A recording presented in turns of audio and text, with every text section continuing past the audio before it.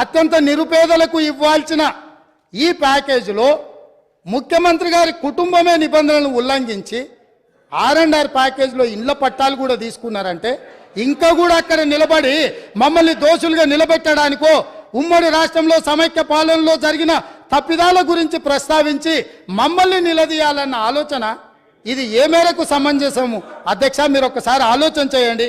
అందుకే అధ్యక్ష నేను అనేది, ఒక్కసారి ఈ సభలో మాట్లాడాలి అంటే ఆత్మ పరిశీలన చేసుకోండి, గుండెల మీద చెయ్యి పెట్టుకోండి. మేం మాట్లాడుతున్న దాంట్లో న్యాయం ఉందా? మేం మాట్లాడుతున్నది ప్రజలు గమనిస్తున్నారు. ప్రజలు ఇంకా మమ్మల్ని ఇక్కడికైనా ఉంచినరు, ఇది కూడా ఉండాలనా లేదా అని ఇవాళ మీరు ఆలోచన చేయాల్సిన అవసరం ఉంది అధ్యక్ష. అదేవిధంగా కాంగ్రెస్ పార్టీ గురించి, ఇందిరమ్మ రాజ్యం గురించి, ఇందిరమ్మ రాజ్యం అంటే ఇదా అదా అని వారు మాట్లాడారు. ఇందిరమ్మ రాజ్యం అంటే రైతు రుణమాఫీ అధ్యక్ష. ఇందిరమ్మ రాజ్యం అంటే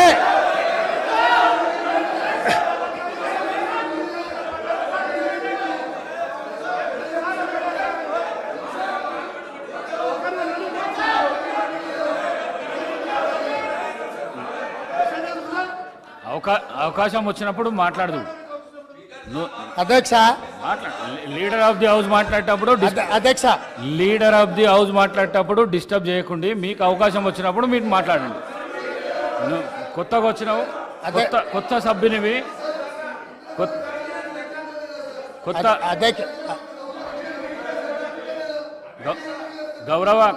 గౌరవ కౌశిక్ రెడ్డి కొత్తగా వచ్చినావు, నూతన సభ్యుడవు.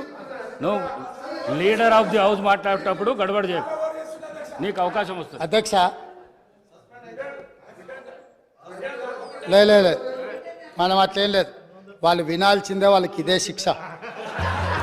వాళ్ళని ఎవరిని బయటికి పంపను, ఎవరిని పంపొద్దు అధ్యక్ష. దయచేసి మీకు విజ్ఞప్తి చేస్తున్నా, వాళ్ళని ఇక్కడ కూర్చోబెట్టి కఠోరమైన నిజాలు వాళ్ళు వినడం ద్వారా వాళ్ళలో పరివర్తన తీసుకురావాలన్నదే ప్రభుత్వం యొక్క ఆలోచన. కాబట్టి వారిని ఎవరిని కూడా సభలో నుంచి బయటకు పంపించొద్దు అధ్యక్ష. అందుకే ఈరోజు ఇందిరమ్మ రాజ్యం గురించి పదే మాట్లాడుతున్నారు అధ్యక్ష. ఎస్, ఇందిరమ్మ రాజ్యం తెస్తాం సోనియమ్మ నాయకత్వంలో. ఖచ్చితంగా ఈ రాష్ట్రంలో ఇందిరమ్మ రాజ్యం అంటే